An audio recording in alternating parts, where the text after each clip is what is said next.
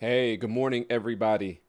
I am super excited to be here. We are live on LinkedIn, and I believe we're live on YouTube. So we're diving in today to a very special session where this is really just a workshop preview. So we're going to spend the next 20 minutes or so really just diving into how you can build teams to achieve the impossible. And the reason we're doing this is because I have the privilege of working with a lot of teams within healthcare and nonprofit and the faith community, education. And the common theme that comes up time and time again are individuals saying, man, I feel like my team is just stuck. I feel like we're just not able to break through. You know, the environment that's happening around us is shifting and changing so much that it just feels like we don't really have what it takes to overcome. We constantly run up against this wall, and it feels as though there's just so many things that are working against us. People are discouraged, there's turnover, people are leaving. And these are leaders who are reaching out to me and leaders who are really saying to themselves, like, we want to do better. We want to achieve these goals for our team, but we're just not sure exactly how to do it.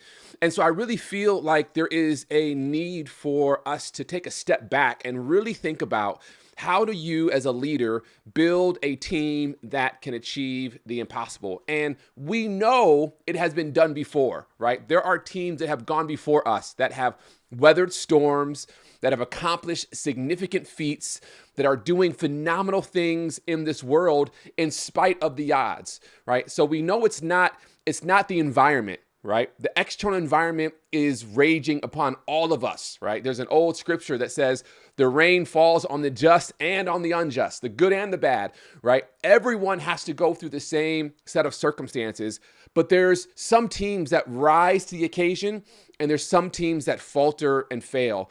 And so I really want to talk just for a few minutes around, how do you as a leader build a team that can actually achieve the impossible? Now, again, this is just a workshop preview. My hope is that if you find that this content resonates with you and you want to bring this content to your team, please feel free to reach out to me or someone on my team, and we would love to come and host a one-day or a workshop for you or for your leaders to really help them shift what they believe is possible. Now, just to cut straight to the chase, right? Without spending a lot of time, at the end of the day, the teams that achieve the impossible versus those that don't achieve the impossible, it's really based off of one thing. Now, you might think it's grit, resilience, determination, stick-to-itiveness. Like, all of those things are a part of it, right? All of those things are necessary elements to persevere and to press through the challenges. But there is one word, I believe, that really determines whether or not your team achieves the impossible. And that one word is identity. Your identity, your team's identity, will determine whether or not they have the ability to achieve impossible results. Now, when I say identity, what do I mean? Every organization and every team has an identity. Case in point, your team's identity. Teams that demonstrate resilience, teams that demonstrate a stick-to-itiveness, teams that demonstrate the ability to achieve and to go above and beyond. They might have embraced an identity of, impossible is nothing. Just do it. Like, we can do all things. The sky is the limit. They have embraced this identity that says, no matter what, we will persevere. We will continue to fight because we are fighters, because we are innovators, because we will be adaptable, because we can shift and make. They have this growth mindset that really informs how they show up. And even that growth mindset is rooted in this idea of how they see themselves. So if you really want to think about your team, I want you to ask yourself the question, how does your team currently see themselves? What is your team's identity? If you could ask your team, and maybe in your next staff meeting, ask your team, if you were to describe our team in 3, no more than 5 words, what descriptive words would you use? What words would you use? Maybe ask someone who's not on your team. right? Maybe a client or a team that works adjacent to yours. Say, hey, if you could describe our team, what would you say about us? And honestly, we're asking for honest feedback.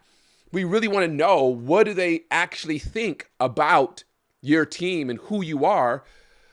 But we really want to get to the idea, the really core essence of who are we as a team.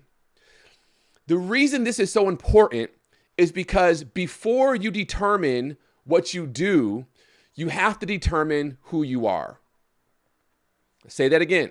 Before you determine what you do, you have to determine who you are. This applies both in the professional setting and it applies in the personal setting.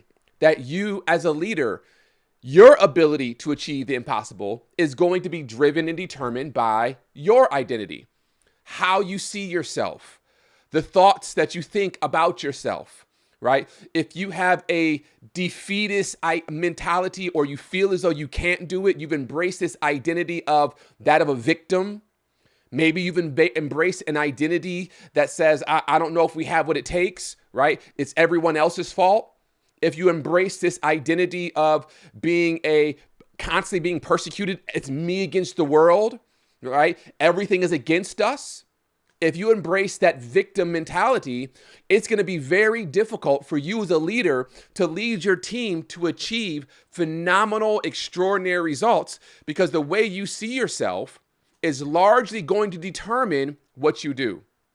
However, if you as a leader embrace an identity of that of a creator, that of an innovator, that of an explorer, that of someone who is constantly, an optimist looking for different ways, then no matter what the obstacle, no matter what the setback, no matter what the difficulty, no matter what the challenge, you will continue to find a way. Now, when we talk about identity, your identity is really the composite of two elements. It is the composite of your story and your standards. Your story, this is the internal narrative that you tell yourself about who you are, where you've come from, and what you're capable of becoming. So all of us have a story. All of us have an internal narrative.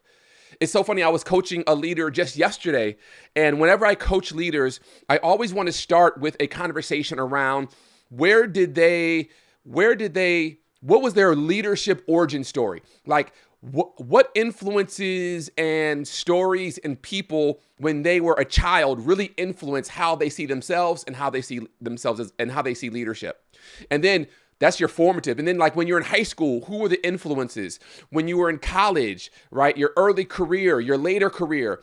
Let's identify the story of your life as it relates to how you see yourself as a leader. Well, you as a leader, you have a story, and that story largely determines how you see yourself. It is the internal narrative you tell yourself about who you are, where you've come from, and what you're capable of becoming. And so if you want to change your identity, one of the first things you have to do is you have to understand your story. And then if your story is not serving you, let's say, man, you came from an unhealthy home environment, you had some poor examples of leadership, maybe they were abusive, maybe they were autocratic, maybe they were just really, really micromanagers, and that was your model of leaders, right? Then you have to begin to change your story. And yes, we don't have time to get into how exactly you change your story, but a part of it is really reframing the things that you went through, so that rather than looking at your story as these are things that happened to you, you look at your story as these are things that happened for you. And so one of the first shifts you have to make if you want to shift your identity to achieve the impossible and to achieve phenomenal results is you have to shift your story. But this also applies to your team, because your team has a story. The successes of the last 3 to 5, 10 years, that's a part of your team's story. The failures of the last 3, 5, 10 years, that's a part of your team's story. The narrative that your team tells itself about itself, that will determine what you believe, what the team believes they're capable of doing and becoming. So really think about the narrative of your team. What is the story? Maybe there's been a lot of turnover. Maybe there's been a lot of internal conflict and chaos. Maybe there's been a lot of just office politics and unhealthy behavior. All of those things are going into the internal narrative around how your team sees themselves. And we have to begin to change that. We have to begin reframing that so that the story of your team, again, is not about what has happened to you, but all of these things have happened for me, right? They prepared me for where we are today in order to move into the future. And so really thinking about your story. The other element that determines your identity are the standards that you set for yourself. And the standards are the set of expectations you hold for yourself about how you think, lead, act, show up in the world. So your standards are the lowest level that you tolerate as a leader, and it is the lowest level that you tolerate as a team. Some can also think about this as your culture, right? What is your team's culture? What is the lowest level that you tolerate? It is your standard. And so if you have a standard of, man, we always show up early, we go the extra mile, like we press through obstacles, we never take no as the first answer, we're gonna find a way, that becomes the standard that informs how your team sees itself. So if you want to shift your team's identity in order to move your team from not being able to achieve much to achieving the impossible, you have to reframe your story and you have to elevate your team standards. You have to change your team's identity. And again, this is just a workshop preview where we're walking through just a few of the core principles behind how teams actually achieve the impossible. But this lies at the foundation of what it actually means to lead a high-performing team. Teams that are high-performing because they see themselves as high-performing. They think about themselves as high-performing. They have embraced a high-performing identity. And so for you, I really want you to think about, okay, what is my team's identity? Who do we need to become in order to achieve the results? And this is why this thing is so important, because all of us want results, but the results that you want are a direct result of the actions that you take. And the actions that you take are a result of your identity. Another way of thinking about this is the actions that you take are a result of your thoughts. And your thoughts are the composite of your story and your standard. So if we want to achieve impossible results, then we have to take impossible actions. And if we want to take impossible actions, then we have to see ourselves, think about ourselves, and become a team that actually identifies as being able to do the impossible. If you want phenomenal results, then you have to take phenomenal actions, and then you have to see yourself as a phenomenal team. If you want extraordinary results, you have to take extraordinary actions and then see yourself as an extraordinary individual, an extraordinary team. You cannot bypass identity because your identity drives your results and your results reinforce your identity. Let me make sure you can see that. I want to slide that over so you can see it, right? Your results, they reinforce, let's slide it over. They reinforce your identity. So this is at its core how teams go from simply just getting by, barely doing, enough to stay mediocre average. This is how teams go from average to extraordinary. This is how teams go from average to phenomenal. This is how teams go from just barely doing the bare minimum to achieve results to actually achieving the things that no one else believes is possible for them to achieve. It all starts with how you see yourself, how you show up. the way that you think about yourself, your team. And so whenever I work with a team and we do come in and we have like a one day, we always want to start with how does your team think about yourself? And what do we need to do to reframe your identity, to reframe your thoughts? You've been there before. I've been there before, where we've had individuals on our team and it just feels like they're a negative Nancy, right? No shade to any Nancys who might be watching this or the recording, right? They're just a negative Nancy. They are. You all remember that old cartoon? Was it Winnie the Pooh? I think it was Winnie the Pooh, and there was Eeyore, right? Like, there are some Eeyores on our team. The reason why Eeyores are so draining isn't necessarily because of what they do. What they do is a result of how they think. And so if your team has an Eeyore spirit, right, it just feels like we're not going to do it. We're not going to win. It's never going to be enough. We're not going to achieve. It's us against the world. We're the victim. We don't know how, everything is working against us. Nothing is working for us. If your team has that Eeyore spirit, it'll be very hard for them to then go forward and demonstrate the required level of grit, the required level of tenacity, the required level of resilience and perseverance and stick-to-itiveness that they need in order to achieve the impossible. And so whenever we work with leaders, we always start with, let's kind of zoom out and let's assess the way that you think. Let's just, as an organizational psychologist, let's zoom out and let's assess how do you think about yourself, number one? How do you think about your work? How do you think about your team?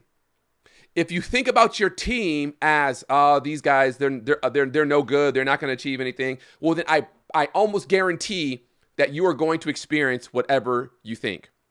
There's an old proverb that says, as a man thinketh in his heart, so is he. You cannot rise higher than your own mental models. So if your framing of your team, and if your framing of yourself, and if your framing of your world is negative, pessimistic, victim, it'll be impossible for you to consistently rise above that. So step number one, whenever we come in and we work with a team, is to help them change the way they think. You have to change the way you think. I have to change the way I think about myself. I have to change the way I think about my team. I have to change the way I think about my organization. I have to change the way I think about the competition and the external environment. Do I see the world around me as against me, or do I see them as for me? Do I look at my competitor down the street, across the road, as we're competing for market share? Or do I see us having a very similar mission, which is to uplift society and add value to our clients? Do I see them as collaborators and iron sharpening iron? Man, this health system makes us better. We make them better. Man, this corporation, our competitor, they make us better. They keep us on our toes. We're not competing against each other. They're keeping us sharp. They're helping us to raise our game. Even though, in a real sense, you might be technically competing, how you think about them will determine everything about how you show up and how you lead. So we always want to start with helping teams change the way they think. This is what we call having the executive mindset. And that executive mindset for both an individual and an organization is we are able to take the time to engage in reflection. We're able to take the time to really build the necessary healthy relationships on our team so that we can operate at the highest level. And we're taking the time to really think strategically. We're thinking strategically so that we can know when we need to make a move and what moves we need to make and how do we navigate complexity and this volatility and uncertainty and ambiguity and how do we navigate this environment? How do we engage in systems thinking? How do we make sure that we're able to when we're standing on the edge of chaos, we're able to simplify as much as possible so that we can still move forward. So this is all about building the requisite mindset thought pattern and shifting the identity of your team so that you all can achieve the impossible. So when we talk about how do teams achieve the impossible, as a leader, your role is not to just get your team to do more. Hear me good. Your role isn't to get your team to do more. Your role is to get your team to think differently. Because I know if I can get them to think differently, then that will automatically translate into them doing more. If I can get them to think differently, then that will automatically translate in them to engaging in grit and resilience and determination and follow through and stick-to-itiveness. If I can get my team to think differently, right? A lot of times we are behaviorist, meaning we want to attack the behavior. Oh, they're not doing these things. How do I get them to do these things? And so we'll come up with workflows and processes and SOPs, and all of those things have their place. But at the end of the day, our primary responsibility is to get our team to think. We need to change their story. Or reframe their story. We need to elevate their standards so that they see themselves differently. They see each other differently. They see the organization differently, and they see the world around them differently. We can think about the great inventors who have gone on to whether it's they're making cars or space shuttles or discovering cures to diseases and or coming up with innovations in AI technology that has advanced this world, coming up with healthcare interventions that are changing people's lives. How is it that they're able to do that? It's how they think. It's their identity. And so if you want to be a part of a team that actually achieves the impossible, I want to encourage you. It starts with helping your team see themselves differently. This was just a workshop preview. And the idea behind this is if this resonated with you, if you recognize that your team may be stuck in a victim identity, right? An unhealthy mindset, and you're saying, hey, we need to kind of figure this thing out, then I would love for you to reach out. You can drop me a DM or visit our website, visionclarityconsulting.com, and reach out. And I would love to have a conversation with you where I can either help empower you and equip you so that you can do it, or I can even come in and my team can come in and work with your team directly to really help them shift the way they think, change their identity so that they can achieve the impossible. Thank you so much for journeying with us. We'll be back. We're going to be doing these on Friday mornings, Pacific Standard Time. And so almost every Friday, we'll have another preview. Sometimes I'll bring a friend on or a guest on to talk about it as well. And this is just my opportunity to really pour into you as leaders and to help you as a leader see yourself differently so that you can lead your team to achieve the impossible. Thanks so much. Have a wonderful, wonderful day. And as always, continue to lead with clarity.